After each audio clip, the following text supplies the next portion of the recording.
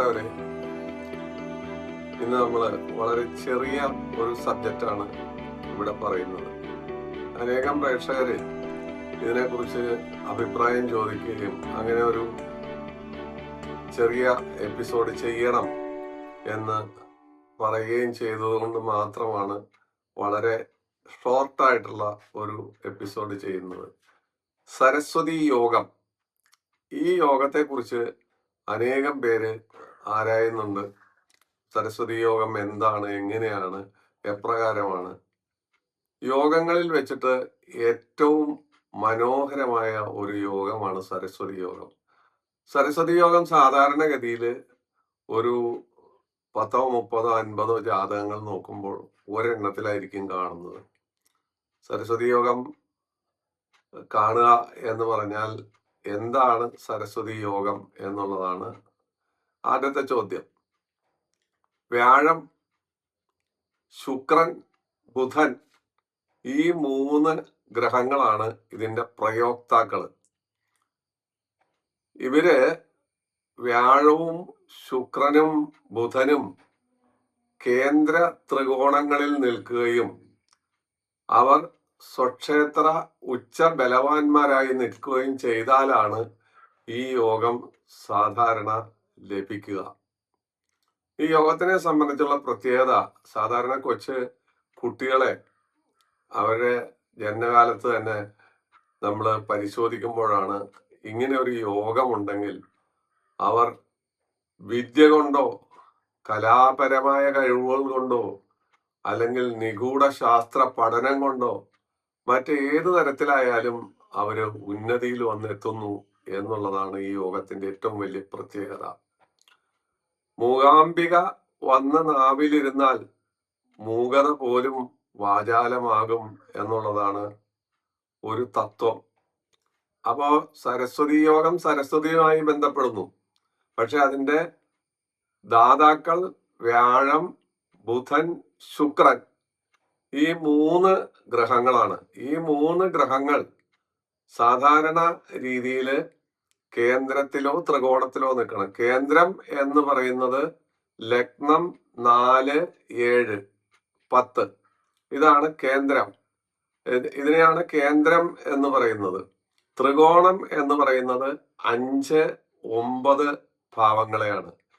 ഇവര് 3 പേരും ഒരു ജാതകത്തിൽ ഈ രീതിയിൽ നിൽക്കുമ്പോഴാണ് സരസ്വതി യോഗം വരുന്നത്. വെറുതെ അങ്ങനെ നിന്നാ പോരാ. അവര് സ്വക്ഷേത്രത്തിലോ ഉച്ചക്ഷേത്രത്തിലോ അതുപോലെ അവർക്ക് ദോഷമില്ലാത്ത സ്ഥലത്തോ ആയിരിക്കണം നിൽക്കേണ്ടത്. ഉദാഹരണം ഞാൻ പറയാം. കന്നി വ്യാഴം 4-ൽ നിൽക്കുന്നു. കേന്ദ്രാധിപത്യ ദോഷം ഉണ്ടെങ്കിലും അത് സ്വക്ഷേത്ര ബലവാനായതുകൊണ്ട് ആ കേന്ദ്രാധിപത്യ ദോഷം പോകുന്നു. അല്ലെങ്കിൽ 7-ൽ നിന്നാലും ആ കേന്ദ്രാധിപത്യ ദോഷം അവിടെ മാറിപ്പോകും. സ്വക്ഷേത്ര ബലവാനായതുകൊണ്ട് അത് മാറിപ്പോകും. വ്യാഴം 4-ൽ നിൽക്കുന്നു. പിന്നെ ശുക്രൻ 9-ൽ നിൽക്കുന്നു. അപ്പൊ അവിടെ ത്രികോണാധിപത്യം വന്നു. ബുധൻ 7-ൽ നിൽക്കുന്നു. സ്വക്ഷേത്ര ബലം വരുന്നു. ഇത് യഥാർത്ഥ സരസ്വതി യോഗമാണ്.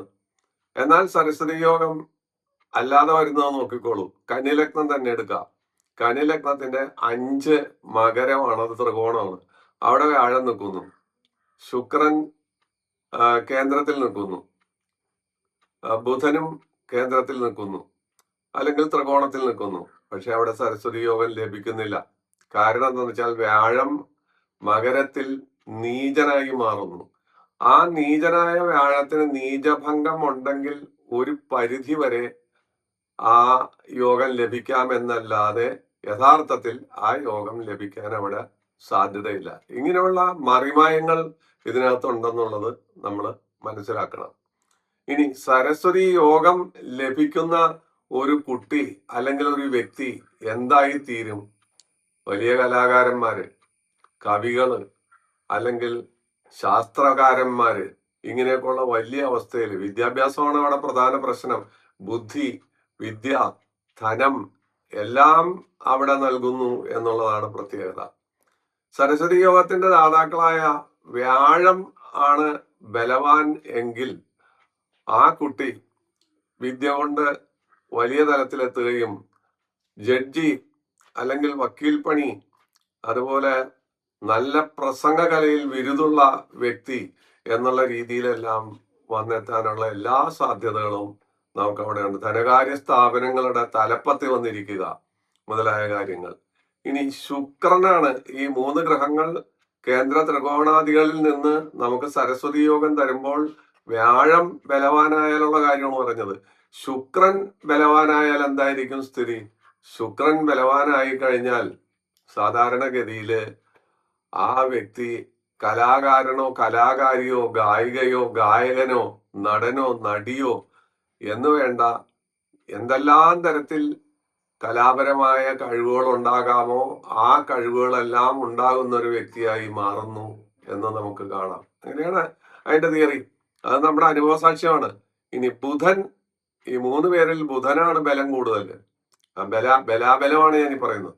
ബുധനാണ് ബലം കൂടുന്നത് എങ്കിൽ ആ വ്യക്തി ശാസ്ത്രകാരനാകാം, എഞ്ചിനീയർ ആവാം, കണക്ക് ശാസ്ത്രത്തിൽ വിദഗ്ധനാവാം, ചാർട്ടേഡ് അക്കൗണ്ടന്റ് ആവാം, വലിയ ജ്യോതിഷി ആവാം, പ്രസംഗകലയിൽ ബിരുദനാവാം. ഇതുപോലെ ഉള്ള പ്രത്യേകതയാണ് കാണുന്നത്. 3 ഗ്രഹങ്ങളിൽ വ്യാഴം, ശുക്രൻ, ബുധൻ ഇവർക്ക് അവരുടെ ബലാബലം അനുസരിച്ചായിരിക്കും സരസ്വതി യോഗത്തിൻ്റെതായ ഗുണം കിട്ടുന്നത്. സരസ്വതി യോഗമുള്ള വ്യക്തി സാധാരണഗതിയിൽ നമ്മുടെ സമൂഹ മധ്യത്തിലും മറ്റെല്ലാ സ്ഥലത്തിലും ആദരണീയനാവുക, കലാപ്രവൃത്തികളിൽ അവര് അദ്വിതീയരാകുക, ജ്ഞാനപീഠം വരെ നേടുന്ന വ്യക്തി. ജ്ഞാനപീഠം നേടിയ പല വ്യക്തികളുടെയും ജാതകം പരിശോധിക്കുമ്പോൾ ഈ യോഗം കാണാം. വലിയ കവികൾ, കലാകാരന്മാർ, നടികൾ, നടന്മാർ, ഗായികമാർ, ഗായകർ മുതലായ പലരുടെയും ജാതകം നമ്മൾ പരിശോധിക്കുമ്പോൾ കാണുന്ന ഒരു പ്രത്യേക യോഗമാണ് സരസ്വതി യോഗം. ഈ യോഗം മറ്റ് പല യോഗങ്ങളെ പോലെ തന്നെ പ്രസിദ്ധമല്ല എന്നുള്ളതാണ് സത്യം. നമ്മൾ അന്വേഷിച്ചു വരുമ്പോഴാണ് പല ജാതകങ്ങളിലും ഇത് എഴുതാൻ പോലും പലരും മടിച്ചിട്ടുണ്ടാവും. പക്ഷെ തപ്പി നോക്കുമ്പോൾ ഈ വ്യക്തി ഇത്ര വലിയ ഘടാഘടിയനായി മാറിയത് എന്ത്, ഇല്ലെങ്കിൽ ആ സ്ത്രീ ഇത്രത്തോളം ഉന്നതിയിൽ എത്തിയത് എന്തുകൊണ്ട് എന്ന് നമ്മൾ നോക്കുമ്പോഴാണ് കാണുന്നത് ഈ യോഗം അവിടെ വരുന്നു, ആ യോഗം അവിടേക്ക് അല്ലെങ്കിൽ അയാൾക്ക് കൃത്യമായി ഫലിച്ചിരിക്കുന്നു എന്ന് കാണാൻ സാധിക്കുന്നു. ഇതാണ് സരസ്വതി യോഗത്തിന്റെ പ്രത്യേകത. സരസ്വതി യോഗത്തിന്റെ പ്രത്യേകത നേരത്തെ തന്നെ ഞാൻ പറഞ്ഞു. ഈ 3 ഗ്രഹങ്ങളാണ് ഇതിന്റെ ദാതാക്കൾ. ആ 3 ഗ്രഹങ്ങൾക്ക് വേറെ മൗഢ്യം വന്നാലുള്ള കാര്യം അല്ലെങ്കിൽ നീചം വന്നാലുള്ള കാര്യമൊക്കെ ഞാൻ നേരത്തെ തന്നെ പറഞ്ഞു. എന്നുവെച്ചാൽ കന്യലഗ്നത്തിന്റെ മകരത്തിൽ ത്രികോണത്തിൽ വ്യാഴം നിന്നാൽ അവിടെ എന്ത് സംഭവിക്കുന്നു? നീചം വരുന്നു. അതുപോലെ ഓരോ ഗ്രഹങ്ങൾക്കും ബുധന് മൗഢ്യം വന്നിട്ട് കേന്ദ്ര ത്രികോണത്തിൽ നിന്നിട്ട് കാര്യമില്ല. ശുക്രന് മൗഢ്യം വന്നാൽ അവിടെ കുഴപ്പമില്ല, കാരണം അറിവ് കൂടുകയേ ഉള്ളൂ. വേറെ ചില കാര്യങ്ങളിലാണ് അതിന് ബുദ്ധിമുട്ട് വരുന്നത്. അപ്പോൾ ഈ വ്യാഴം, ശുക്രൻ, ബുധൻ മുതലായവർ സ്വക്ഷേത്ര ബലവാനായോ ഉച്ചബലവാനായോ കേന്ദ്ര ത്രികോണങ്ങളിൽ നിൽക്കുമ്പോൾ തരുന്ന ഈ സുന്ദരമായ യോഗം മനുഷ്യർക്ക് അല്ലെങ്കിൽ അത് കിട്ടിയവർക്ക്, ദാതാക്കൾക്ക് അങ്ങേയറ്റത്തെ ഗുണഫലങ്ങളാണ് സാധാരണഗതിയിൽ വരുന്നത്. കുട്ടികൾക്ക് വിദ്യാകാലത്ത് അവര് വിദ്യയിലെല്ലാം നമ്മളൊന്നും പറഞ്ഞു കൊടുക്കാതെ അവരുടേതായ സ്വന്തം കഴിവുകൾ കൊണ്ട് മുന്നോട്ട് പോവുകയും അവർ മിടുമിടുക്കന്മാരായി തീരുകയും ചെയ്യുന്ന സംഭവമാണ് സരസ്വതി യോഗം നമുക്ക് പ്രദാനം ചെയ്യുന്നത്.